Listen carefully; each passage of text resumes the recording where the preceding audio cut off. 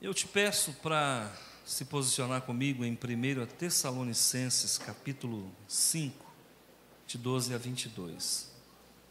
A palavra do Senhor diz assim, aqui em 1 Tessalonicenses, no capítulo 5, a partir do versículo 12. Agora, vos rogamos, irmãos, que acateis com apreço os que trabalham entre vós e os que presidem no Senhor e vos admoestam, e que os tenhais com amor em máxima consideração, por causa do trabalho que realizam. Vivei em paz uns com os outros. Exortamo-nos vós, também, irmãos, a que admoesteis os insubmissos, consoleis os desanimados, ampareis os fracos e sejais longânimos para com todos.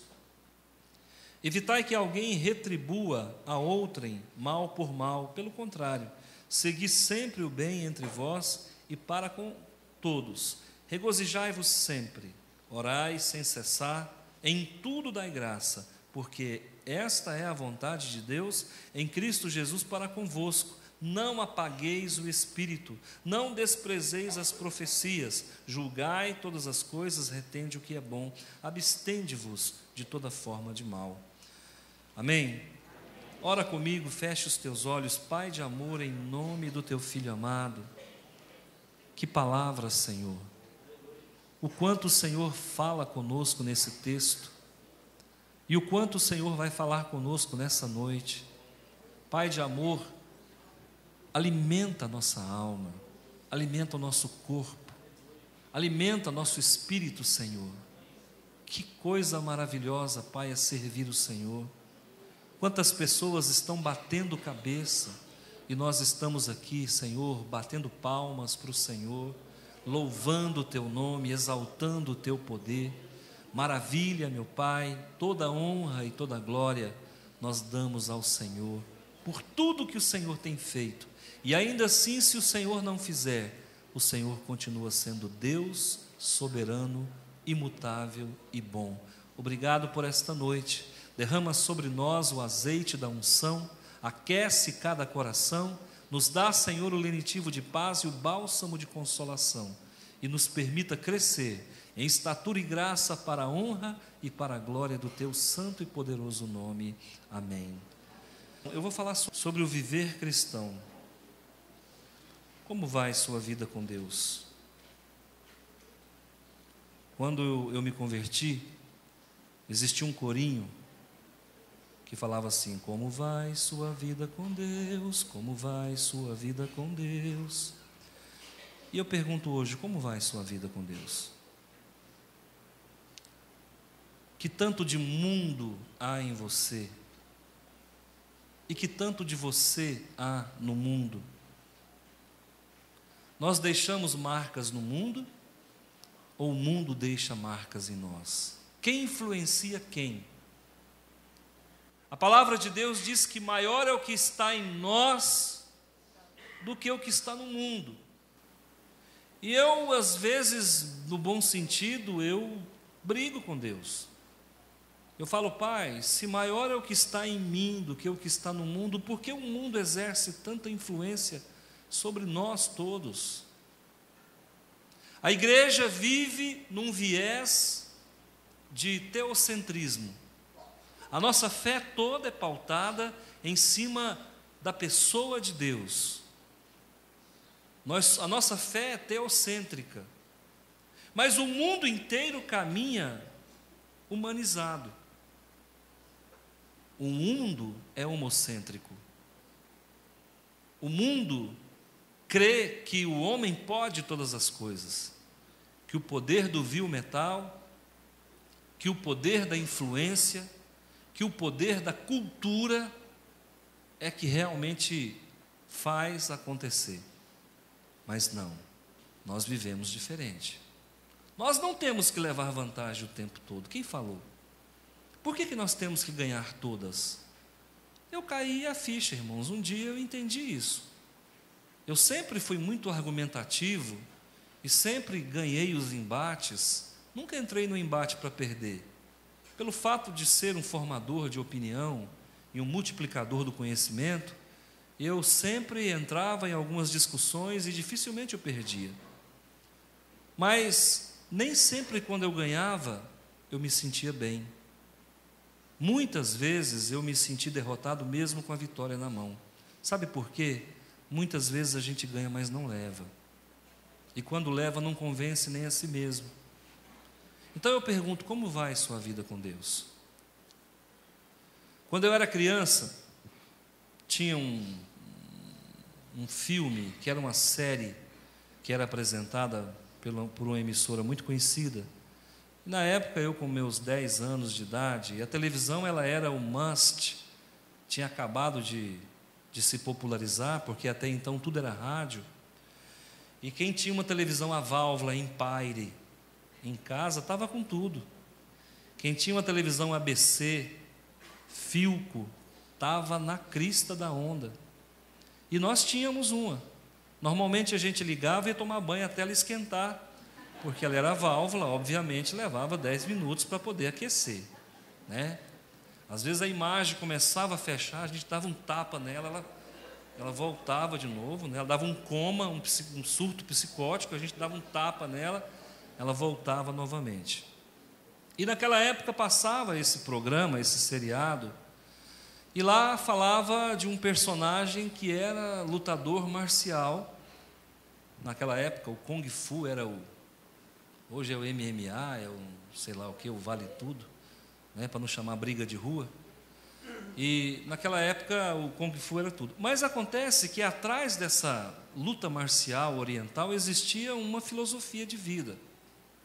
E esse rapaz, ele sempre queria sair daquele lugar, ele achava que estava pronto. O seu mestre era cego. Então, quando o mestre estava lá no recluso, no seu reduto espiritual, e esse jovem, aspirante a lutador, né? Então ia falar com ele. E esse jovem entrava com muito cuidado, porque ele era cego, mas ele não era surdo. Então,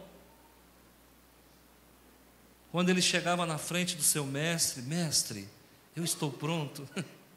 O mestre falava, não, você não está pronto para ir embora. Mas mestre, por quê? Ele dizia, Quai, olha para trás. Que ele olhava, o papel por onde ele passava, ficavam as marcas dos seus pés. E ele dizia, enquanto você deixar marcas, você não está pronto para partir. E aí ele tinha que aprender a andar sobre o papel de arroz, sem deixar marcas. Ou seja, sem danificar aquele substrato sobre o qual ele pisava. Eu não sei como é que está a sua vida. Eu não sei se você está pronto. Quem está pronto? Quem está pronto? Pode falar que eu vou pedir para Jesus vir buscar. Jesus, pode vir, que aquele ali está pronto, pode levar. Então tem muita gente aqui que vai demorar a ficar pronto, né? Pois é, queridos. As marcas que nós estamos deixando no mundo são marcas destrutivas, construtivas ou nenhuma coisa nem outra? Como é que você está? No lugar onde você trabalha, você é bem-quisto ou é persona non grata? É aquele que desmancha a roda. Tem gente, irmãos, que desmancha a roda. Quando ele chega, fala, sai, que sujou. Ele tem o melhor assunto, ele sabe mais, o peixe maior, quem pega ele é o the best, é o bom. E aí, como é que está a sua vida? A Bíblia nos ensina a caminhar, nos ensina a andar. E eu não sei por que a prática é tão dissociada da teoria. Por que os crentes são tão crentes dentro da igreja e fora da igreja, às vezes, não são tanto assim? Eu tenho visto alguns procedimentos aí, irmãos, que é feio. É feio. Normalmente nós não queremos fazer as coisas ficarem feias, mas tem coisas que são feias. Não é compatível com alguém que tem um nome escrito no livro da vida. O procedimento não é compatível com alguém que porta a palavra de Deus. Não é compatível com alguém que tem dentro de si o Espírito Santo e que é vaso de honra para a glória do Senhor. Como é que está a tua vida, por favor? Como é que você tem vivido? No vestibular da vida, você é acima da média ou abaixo da média? Tive um colega na faculdade que ele falava assim para mim. Ele falava: Antônio, qual que é a nota de passar? Eu falava 6. Ele falou: então, tirei 6. Ai, ser ruim para lá, o cara estuda para tirar 6. Eu vou estudar para tirar 6, moço? Quem estuda para tirar 6, tira 4. Para com isso, o 10 é do professor, o 8 é meu. Nós temos que pensar assim, irmãos. O que Deus tiver para você, queira tudo, é tudo seu. Sabe, não fica aí, o crente está passando de bom. Como é que está a sua vida, irmão? Está passando de bom, está nada, rapaz, está ruim para caramba. Precisa consertar, estabelecer um padrão de conduta que agrada a Deus e aos homens também. E aqui, irmãos, Paulo, sempre o Paulo, hein? Tira o Paulo da Bíblia, tira o Paulo do Novo Testamento para ver o que sobra. Ô Paulo, era a cartinha que Deus tinha escondido debaixo da manga, o segredinho que nem o maligno sabia. O maligno achou que ia detonar o Pedro, e quando ele pensou que não, tinha alguém que produzia mais. Paulo. Teologia paulina nos ensina muito. E uma das coisas que ele nos ensina é a viver com qualidade de vida. E ele fala assim, pelo menos 5 coisas, 5 princípios, 6 predicados que nós precisamos ter na nossa vida diária. Primeiro, regozijai-vos sempre. Como é difícil ser crente, irmãos. Regozijar significa o quê? Alegrar. Deixa eu falar uma coisa para vocês. Eu cheguei aqui hoje pela manhã chateado. Pastor, fica chateado? Fica. Por quê? Porque eu perdi meu óculos. Eu não falei nada para minha esposa, mas eu estava bravo. Cheguei irado aqui, irmãos. Comigo mesmo. E eu falava: sou tão incompetente que eu não consigo nem achar meu óculos. Eu revirei a casa. Gente, eu ficava fazendo um caminho de volta na minha cabeça. Onde foi que eu perdi o meu óculos? Dentro da Bíblia não foi, porque tem gente que esquece, perde dentro da Bíblia e leva um mês para achar. Eu não fui dentro da Bíblia. E eu procurando esse danado, eu revirei. Eu passei a noite em oração, Jesus, não é possível que esse óculos faz um negócio comigo. Por que comigo? Cheguei em casa após a escola bíblica dominical, não estava bem. E voltei para casa, antigamente a gente falava de culundum, né? Cheguei chateado, estou ruim. Larguei de mão, falei: não, eu vou no médico amanhã, eu vou mandar fazer outro. Acabei de almoçar, é normal, aos 52 anos, deitar um pouquinho, não é? Ainda mais depois de um domingão, né? Uma almoção, um frango assado comprado na feira, não tem que deitar um pouquinho, né? Deitei, irmãos, vi que alguma coisa me espetava.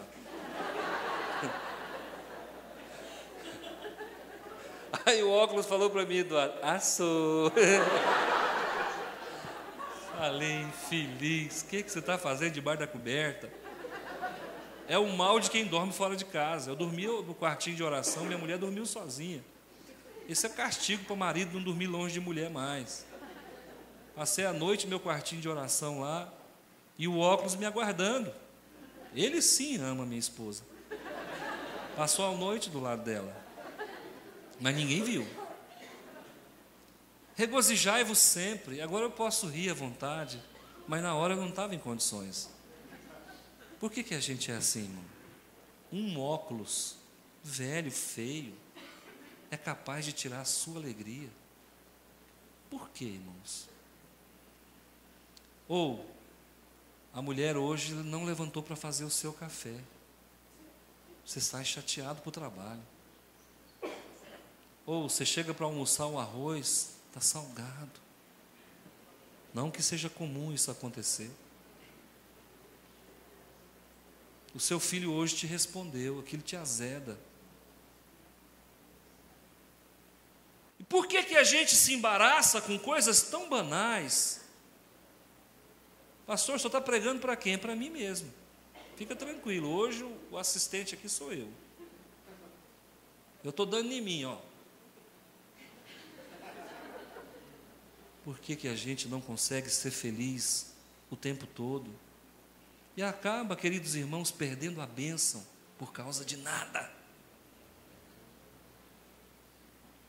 Eu pensei nele, falei, amanhã eu vou lá no camelódromo, vou comprar um do Paraguai para te substituir. Ainda querendo me vingar, ainda guardando mágoa do óculos dentro de mim. Se você não consegue perdoar seu óculos, você vai perdoar quem? Infeliz. Regozijai-vos sempre. No mundo tereis aflições. Você vai passar por dificuldade. Sabe quando é que o homem começa a sofrer? No dia que ele nasce. Que ele já nasce chorando. E sabe quando é que você começa a morrer? No dia que você nasce. Acende uma vela e ela vai só diminuindo. É assim, irmãos. Mas e aí? A Bíblia está mandando ficar feliz, ficar alegre. Sabe para quê? Para que você não tenha que fazer como eu, vim aqui confessar publicamente o seu pecado. Bem-aventurado o homem que confia no Senhor.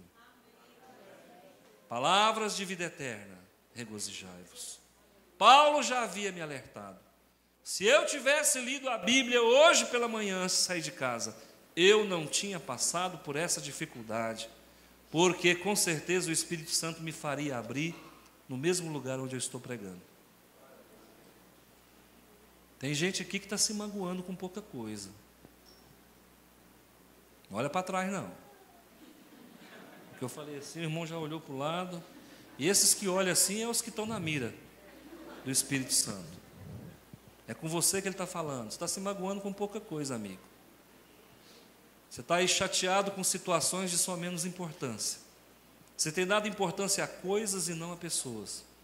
Se eu olhasse para minha linda esposa, eu não sofreria por causa disso. Se eu olhasse para minha filha dentro da minha casa, eu não teria sofrido por isso. Eu acabei de construir uma casa, que para a honra e glória do Senhor é um palácio.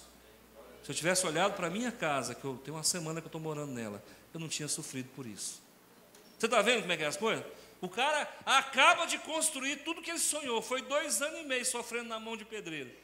O dia que ele termina, ficou um pouco de dívida, está certo. Mas o dia que ele termina, tinha tudo para dar glória a Deus. O homem fica triste, infeliz, macambúzio, por causa de um óculos, irmãos. Essa é a vida do homem. E é por isso que muitas coisas de bom não acontecem na nossa vida. Porque nós trocamos, às vezes, a nossa felicidade por momentos infelizes da nossa vida. Amém ou não? Amém. Mas Paulo não para por aí. Qual que é o segundo ponto dessa pregação? Orai. Quem está com a Bíblia na mão aberta sabe. Orai sem... Como é que ora sem cessar, pastor? Quem é que ora sem cessar aqui? Está cozinhando, tá? Está dirigindo, tá? Orar o tempo todo é justamente para não cair nessas tentações. É muito bom ficar 1 hora na presença do Senhor, quebrantando-se, confessando os seus pecados. Mas quando você ocupa a sua mente com o que é de Deus, você está em oração. É por isso que o crente deve memorizar versículos. É por isso que você precisa ter um leque de 30, 40, 50 versículos dentro da tua cabeça, para que você possa recitá-los no momento de oficina vazia. Vocês sabem que há momentos na nossa mente que há vácuo, e são nesses vácuos que o inimigo planta pensamentos nefastos, impuros. Então nós precisamos estar em oração mesmo. Poxa vida, para quem passa uma noite ali na presença do Senhor, supostamente na presença do Senhor, e pela manhã se enraivece com alguma coisa, ou se entristece a ponto de sair de casa triste, está faltando muito, tem que crescer muito. Está faltando muito na minha vida. Eu começo essa segunda-feira dizendo, olha, eu de 0 a 10 andei 1. Ore o tempo todo, mas ore em espírito. E orar em espírito é muito difícil de definir. Alguns dizem que orar em espírito é falar em línguas. Outros dizem que orar em espírito é manter espírito de oração. Ninguém sabe ao certo o que é orar em espírito. Mas a verdade é que você precisa ocupar a tua mente com as coisas de Deus. E aí, nessa hora, de repente, um louvor pode ser uma oração. Nesse momento, de repente, um versículo pode ser uma oração. Pai, eu te amo. Você está dirigindo, Senhor, eu te amo tanto. É uma oração. Ocupe a tua mente com aquilo que, sabe, que traz esperança. Aquilo que pode dar alegria para nós. Depois de uma derrota, fica a ressaca moral, irmãos. Fica você se avaliando e dizendo, mais uma vez, não fui feliz, não tirei a nota máxima. Lá no versículo 18 da palavra, diz o seguinte, em tudo, e essa palavra é totalitária, tudo dai graça. Como é que dá graça diante de uma enfermidade, irmãos? Como é que dá graça quando a energia está cortada? Como é que eu posso dar graça diante, sabe, de um acidente? Mas olha, irmãos, se a palavra de Deus está dizendo que nós devemos dar graça, porque essa é a vontade de Deus em Cristo Jesus, então é possível. Eu sei que a palavra, a Bíblia, foi escrita num nível muito elevado. Paulo, quando transfere para o papel uma carta como essa, irmãos, ele não estava chupando picolé, e ele não estava desapercebido, ele não estava fora do momento de presença do Senhor. Pelo contrário, ele estava totalmente iluminado, inspirado pelo Espírito Santo de Deus. E ele está dizendo que em Cristo é possível dar graça, mesmo nos momentos mais difíceis da vida. A vida não é só vitória não, irmãos, não é só pódio não. Haverá momentos que nós vamos passar pelo vale. Haverá momentos, irmãos, que a gente quer ficar trancado dentro de um quarto mesmo e não quer falar com ninguém. Pastor passa por isso? Passa, irmão. Todos nós temos isso. Há momentos de depressão. Há momentos em que nós mergulhamos no mais íntimo de nós mesmos. Porque em nós só há trevas. A luz que há em nós, ela vem do céu, é de Deus.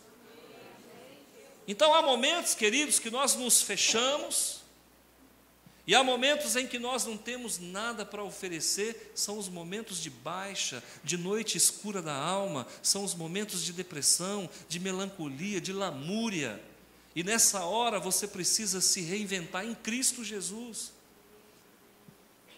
Então é preciso dar graça. Então quando Paulo fala, dê graças em tudo, significa que quando você estiver no vale e você der graça, o Senhor te sobe um degrau.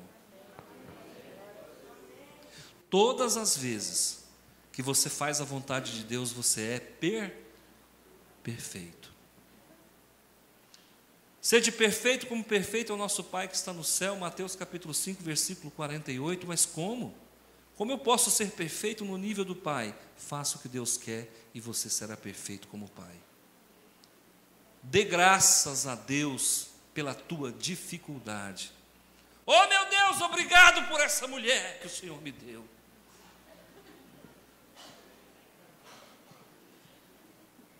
Meu Deus, obrigado por esse marido.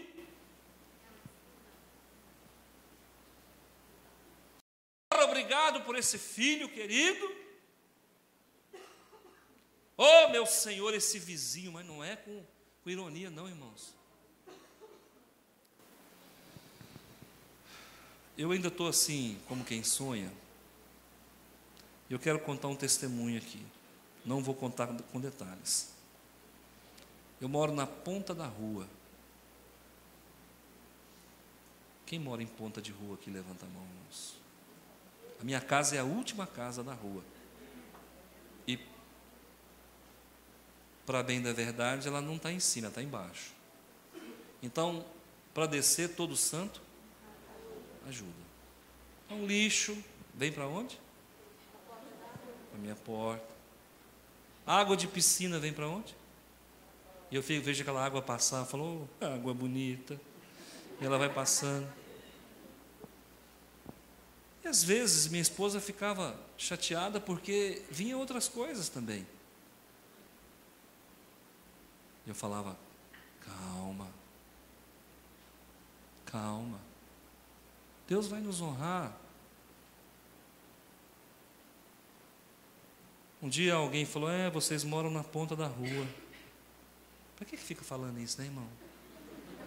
Nossa, mas nem tudo que a gente precisa falar. Você já está ali, né? Humilhadinho pra caramba. O outro chega e fala, você mora na ponta da rua, na beira do mato. Pois é, irmãos. E um dia, ouvindo todas essas coisas, o coração da gente guarda. Você não fica falando isso toda hora, eu estou falando hoje. E um dia Deus testificou no meu coração, eu vou te honrar na ponta da rua. Na ponta da rua eu vou te honrar. E eu posso dizer, estou honrado, estou glorificado em Cristo Jesus. Toda honra e toda glória para Ele. Sabe por quê, queridos? O lugar do teu sofrimento é o lugar onde Deus vai erigir o pódio para a tua vitória. Viu? Eu nunca fui de brigar com o vizinho, mas não faltou vontade nem motivo. Mas eu guardava no meu coração, um dia as coisas vão mudar. Como é que está a tua vida? Qual é o motivo do teu opróbrio? Opróbrio, gente, é vergonha pública. O que tem te envergonhado publicamente? Qual é o motivo, qual é a situação que te traz vergonha pública? Pois saiba que essas situações é o que Deus gosta de operar. É onde você é mais envergonhado que o Senhor vai te. Eu vejo, queridos irmãos, maridos passando situações vexatórias com as suas esposas. Eu vejo esposas passando situações vexatórias com seus maridos. Deus vai te honrar, mulher. Deus vai te honrar, homem. Eu vejo pessoas que dão o seu tudo pelo seu trabalho e não são reconhecidas. Deus vai te honrar. Agradeça a Deus. Não deixa essa ingratidão entrar. Não guarda, não deixa nada descer para o teu coração, não, irmão. Quando desce para o coração, inflama o corpo inteiro. Você acha o quê, queridos? Tem coisa que vem na minha mente, que me dá vontade de verdade, de deixar descer para o coração. Mas eu falo, gente, só quem vai perder sou eu. Eu é que vou perder. Eu não posso guardar mágoa das pessoas. Eu não posso sentir mágoa das pessoas, porque aí eu perco aquilo que há de maior, que é a possibilidade e a capacidade de se comunicar com o meu Pai, que tem uma porta aberta para mim e para você o tempo todo. Não revide, não abra a boca, faça como Jesus, vá para o matadouro de cabeça baixa. Jesus entrou naquele corredor da morte e não pôde dar um grito. Ele entrou no corredor da morte por mim e por você e ele não deu um gemido. Ele entrou no corredor da morte, irmão, e as poucas palavras que ele disse foi: hoje tu estarás comigo no paraíso. Ele não pensou nele. As poucas palavras que o Senhor Jesus disse foi: Pai, perdoa porque eles não sabem o que fazem. E para finalizar, ele disse: Pai, nas tuas mãos eu entrego o meu espírito. O tempo todo se doando. Por mais que você esteja sofrendo, por mais dificuldade, glorifique a Deus. Pastor, como? Como antes dessa pregação, a partir daqui você já pode fazer. Eu estou te instrumentalizando para que você faça isso. Saia daqui sabendo que a tua dor tem começo, meio e fim, e olha se o Senhor não colocar fim nela hoje. E olha se o Senhor não colocar fim nela hoje. Às vezes a gente não entende. Deus habita numa atmosfera, numa dimensão totalmente diferente da nossa, que o olho humano, por mais perfeito que seja, ele não consegue enxergar Deus. Mas ele habita numa esfera e ele trabalha num tempo que é diferente do tempo em que nós vivemos, o que nós chamamos de Kairós. E quantas vezes eu entreguei palavra de poder aqui para as pessoas e eu disse: hoje o Senhor te honra, hoje o Senhor te entrega a sua bênção. A pessoa sai da porta para fora e o milagre não aconteceu. Ele fala: aquele pastor ali, ele entregou uma palavra, disse que Deus tinha resolvido meu problema hoje, não resolveu foi nada, perdeu a bênção, querido. Se a bênção que eu te entreguei aqui for condicional, você perdeu ela. Você tem que entender que o tempo de Deus não bate com o nosso. Significa mais ou menos assim: hoje o Senhor liberou, Ele assinou a tua bênção. Agora vai mandar um anjo viajar trilhões e trilhões de anos-luz para que a bênção chegue na tua mão. Então você tem que entender que há um tempo que nós chamamos de Cronos, e há um tempo que Deus chama de Kairós. Ele opera no Kairós, e muitas bênçãos Ele já te deu, e muitas bênçãos talvez você não recebeu, porque você blasfemou, murmurou, e não deu glória a Deus, e não deu graças a Deus. Deus vai te honrar onde você está. Quem te humilhou vai ter que ver a sua subida. Vai tomando posse, o Senhor vai entregando palavras aqui agora. O Senhor está falando comigo, pastor? Eu estou falando com quem tem fé. E eu estou falando com quem está sofrendo. Eu estou falando com quem é humilhado na escola. Eu estou falando com gente que é humilhado na escola. Eu estou falando com gente que é humilhado no trabalho. Eu estou falando com gente que é menosprezado na igreja.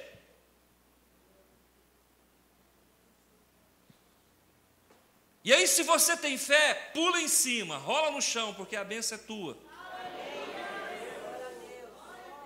Fica sabendo disso, o Senhor ama quem é humilhado, porque Ele exalta quem é humilhado.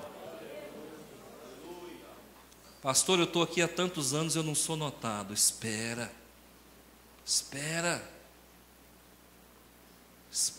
porque Deus está guardando algo em sua vida. Todos que forem levantados para ser exaltado e não tiver preparado, será envergonhado. Então passe a vergonha antes do preparo, para que você, quando subir, possa prevalecer. Davi foi ungido rei, lembram? Menininho, pequenininho, escondido lá atrás da malhada lá, atrás do rebanho. Aí o profeta Samuel fala: mas Jessé, mas só tem esses meninos aqui? Acabou?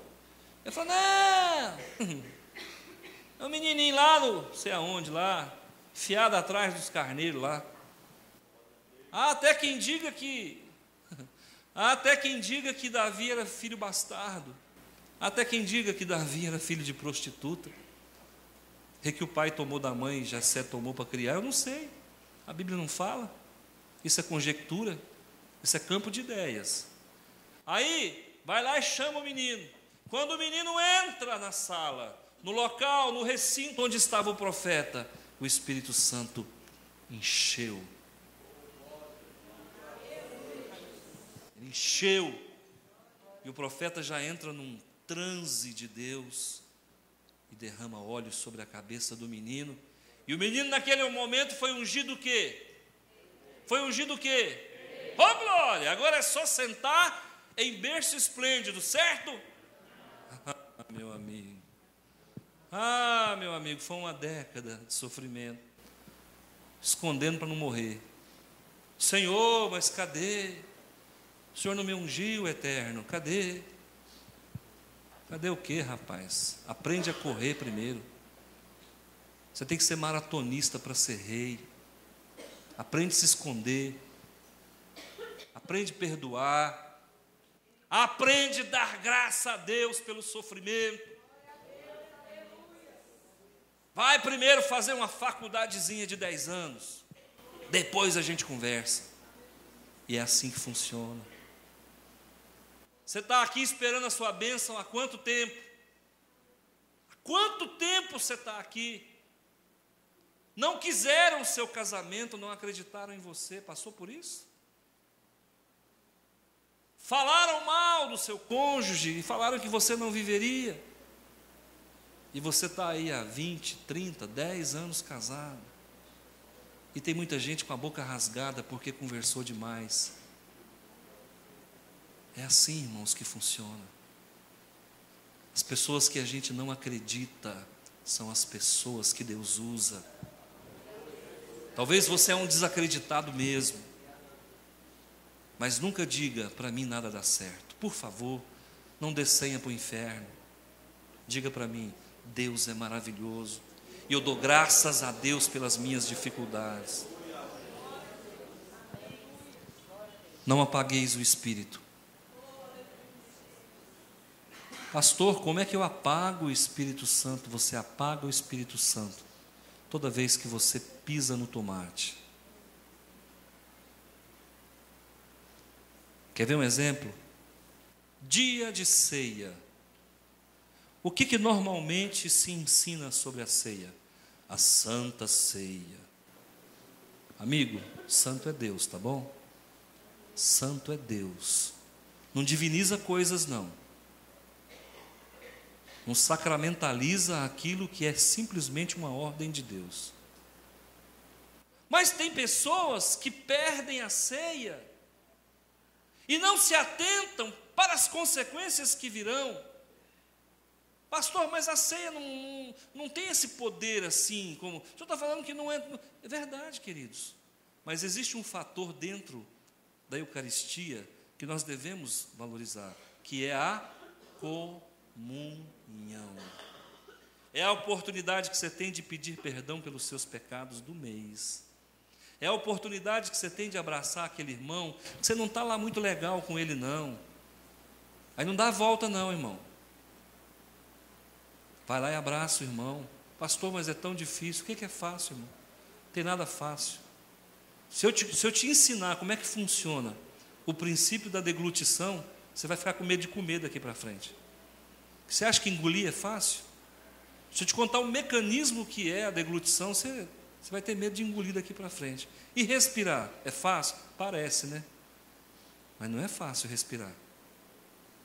Então, tudo na vida, irmãos, é labor, é trabalho.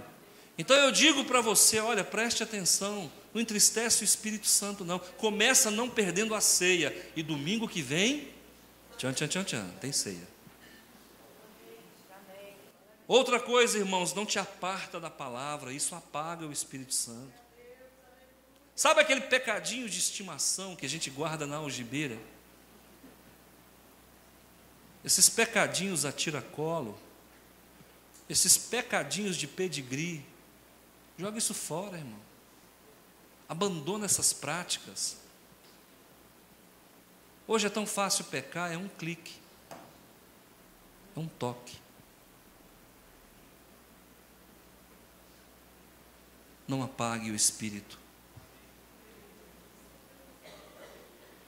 Onde é que está o Espírito Santo? Diga, dentro de mim. Eu sou vaso. Amém. A palavra do Senhor nos diz aqui no versículo 20: não desprezei as profecias. Eu estou profetizando na sua vida, você percebeu? Desde o começo eu estou profetizando na tua vida. O que eu falei? Eu falei que você vai ser honrado lá no seu trabalho. O que eu falei? Eu falei que o lugar onde você tem sido humilhado é o lugar onde Deus vai te exaltar. Eu te falei que lá na sua escola as pessoas têm te feito sofrer, têm te desprezado, Deus vai te honrar na tua escola. Isso é profecia, irmãos. E uma profecia maior é a que eu estou pregando.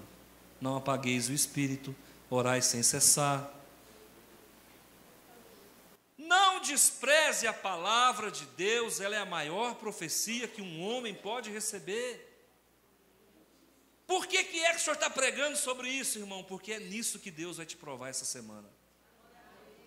Por que é que o senhor está pregando sobre isso? Porque essa semana o Senhor vai desatar alguns nós da tua vida. Porque esta semana o Senhor vai colocar as coisas nos seus devidos lugares e vai dar honra a quem tem honra. Poxa vida, pastor, é verdade? Não é verdade não, irmão, é a mais pura verdade. Eu quero dizer para você que as pessoas têm sido abençoadas aqui nessa igreja, mas o coração do homem é duro, o coração do homem é ingrato. Essa semana eu conversei com uma mãe, ela falou: pastor, o senhor lembra do meu filho? Eu falei: não, irmão, quase que eu falei, não estou lembrando nem da senhora. Aí ela falou assim: pois é, pastor, o meu filho começou a frequentar a sua igreja, e ele foi a alguns cultos, e ele ficou curado. Eu falei: a irmã, que bênção, ele foi curado, foi curado. Eu quase perguntei: por que parou? Por que parou, irmãos? Se foi curado, continua. Não corre não, porque depois vem outra enfermidade. E se estiver aqui, a gente já dá os primeiros socorros, mais rápido. Olha, não despreze a palavra de Deus. Eu estou numa luta ferrenha, me dá um perfil desse aí, por favor, André. Obrigado. Isso aqui, irmãos, tem gente que não tem entendido a minha proposta. Acha que eu estou colocando fardo nas costas das pessoas. Se não fala, pelo menos pensa. Se não pensa, também não obedece. E é a minha luta para que a palavra de Deus se cumpra na tua vida. Eu tenho pedido que você leia o presente diário e resuma a leitura em cada dia aqui. Por que as pessoas resistem tanto? Por que você tem que ficar injetando na pessoa, prometendo coisas? Quem quer receber a bênção? Recebe a bênção aí, pega a sua. Por que tem que ser assim? E é por isso que essas igrejas vivem abarrotadas, porque vendem ilusão. Irmãos, para Deus te abençoar, eu não preciso fazer barulho, Ele vai te abençoar, porque Ele tem compromisso com a palavra dEle. Agora, obedece. Não existe fé sem obediência, e não existe obediência sem sacrifício, e não existe sacrifício sem vitória. Não despreze a palavra, não despreze a profecia. No versículo 21, julgai todas as coisas, retende o que é bom. Muitos chegam em mim e falam: meu querido pastor, eu posso ir numa festa fulana de tal? Eu falo, pode, mas procura ir e voltar, porque tem gente que vai e não volta. Eu posso ir numa festa do mundo? Depende, se for em missão, você pode ir até no inferno. Jesus foi no inferno, mas ele saiu do inferno porque ele não gostou de lá, irmão. Jesus morreu, ressuscitou, mas antes da ressurreição ele desceu na mansão dos mortos e pregou para os espíritos em prisão. Então, antigamente se falava, Jesus foi ao inferno. Hoje os teólogos não querem que fale isso. É ruim, né, Jesus ir no inferno. Mas ele tinha uma missão. Se você for em algum lugar que não é um lugar dos mais convidativos, vá no poder do Espírito de Deus. E faz a diferença. Por favor, na primeira oportunidade, fale do teu Deus. Retende o que é bom. Não põe a mão naquilo que é consagrado a ídolos. E eu vou lhe dizer uma coisa: não existe uma bebida alcoólica que não seja consagrada a ídolo. Retém o que é bom. Quem faz faculdade aqui, levanta a mão.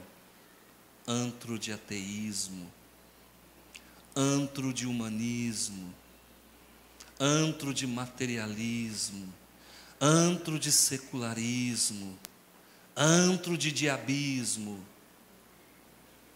E aí, pastor, como é que eu faço? Vá e volte todos os dias. Eu diria que 40% 40% das moças que fazem faculdade se prostituem para pagar a sua faculdade. Vendem o seu corpo para poder pagar a faculdade. E já começa mal a sua carreira profissional.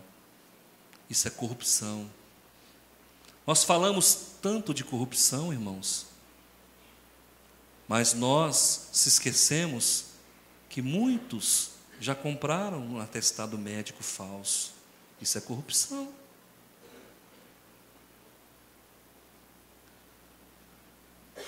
Nós falamos tanto de desonestidade, mas você pediu para colocar 5 pães no saco, a pessoa colocou 6 e você ficou calado, pagou 5. Isso é desonestidade. Você foi pagar alguma coisa, a pessoa te voltou o troco errado e você falou: hoje é meu dia de sorte, glória a Deus. Isso é roubo, irmãos. O dinheiro não te pertence. Esse mundo é tão podre que tem um ditado que diz que achado não é roubado. Mentira. O que é achado não é seu, tem dono, devolve na próxima delegacia. É assim que funciona a vida do crente. Não despreze a profecia. Para finalizar, abstende-vos de toda forma de mal. E agora ficou complicado. Preste atenção. Eu gostava muito de TV. Na sua casa tem televisão, pastor? Tem.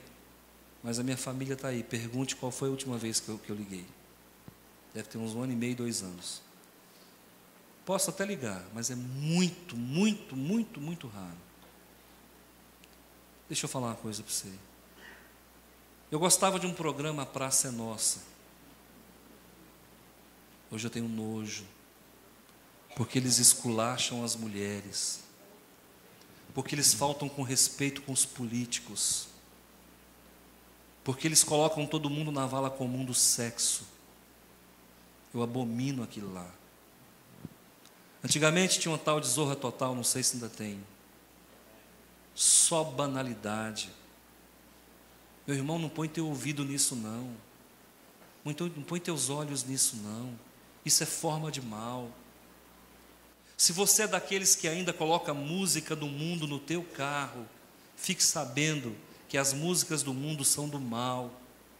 A maioria desses cantores tem pacto com Satanás para ficar rico, ficar famoso. Ah, pastor, o senhor não prova. Tá bom, então se você precisa de provas, continue. Meu irmão, nesse mundo caído que está aí fora, só faz sucesso ou se Deus colocar a mão na tua vida de uma forma poderosa, ou se a pessoa se vincular com o diabo. E as pessoas têm vendido a sua alma para ficar rico e famoso, e vai produzindo esses lixos. Cuidado com essas igrejas que ficam pregando prosperidade.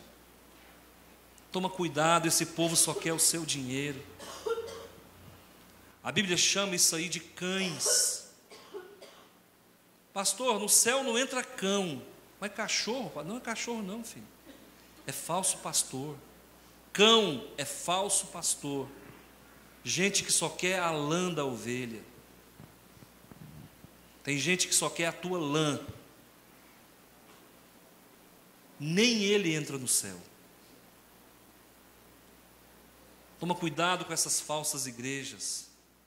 Jesus disse: olha, no final dos tempos haverá falsos cristos e falsos profetas. Muitos dirão: Jesus está ali, não vá. Senhor, mas em teu nome nós expulsamos demônio. Irmãos, usando o nome de Jesus, qualquer um expulsa demônio. Não precisa nem ser crente, sabia disso? Um incrédulo que chegar aqui e falar: sai em nome de Jesus, sai, porque o poder está no nome de Jesus. Sai, irmãos. Senhor, em teu nome nós expulsamos o demônio. Apartai-vos de mim, porque eu não vos conheço. Então, queridos, aparta da forma de mal. Como é que eu vou viver, meu Deus, apartado do mundo? Tem como viver, irmãos. Claro que tem como viver. A gente vive sem um braço, vive sem uma perna. Nós vivemos sem o pai que morreu, sem a mãe. Nós não vivemos sem oxigênio. E esse ainda tem muito ainda. Aparta-te da forma do mal, sai da roda dos escarnecedores. Gente, onde tem gente que conta piada, vai falar mal da tua igreja, vai falar mal do teu pastor, vai falar mal do teu Jesus. Toma cuidado, irmãos. Não tente andar com o pé em duas canoas. Não queira agradar o mundo e a Deus. Ou você está com Deus, ou você está contra Deus. Pastor, isso é radicalismo, mas é um radicalismo que concede a vida eterna. Amém? Eu louvo a Deus pela tua vida. Vamos nos posicionar, igreja. Diga comigo: a Igreja Batista Nacional Central de Rio Verde é uma ilha de santificação.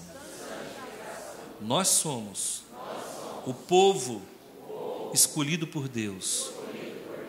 Abrimos as nossas portas para receber os pecadores e transformá-los em Cristo Jesus em salvos, redimidos. É isso, irmão. Não tem uma pessoa, e eu desafio, não tem uma pessoa que veio para cá e firmou raízes que não tenha prosperado espiritualmente, financeiramente, moralmente, intelectualmente. Não tem um. E se tiver algum que não passou por esse trâmite de prosperidade, de crescimento, pode saber que ele é meio barro, meio tijolo, ele não está 100% com Jesus. Estou fazendo propaganda não, irmãos, eu estou falando a verdade. Isso aqui não é marketing não, isso aqui é certeza e segurança do que fala. Nós somos um povo separado, e nós viemos para incendiar esse mundo. Nós somos um povo que não frequentamos motel, viu? Nós somos um povo, irmãos, que evitamos a bebida forte. Nós somos um povo de uma só mulher e de um só marido. Nós somos um povo que perdoamos e que amamos na medida do que nós podemos, buscando sempre reconciliação com o próximo. Ponha isso no seu coração. Você é especial. Feche os seus olhos. Nós vamos orar.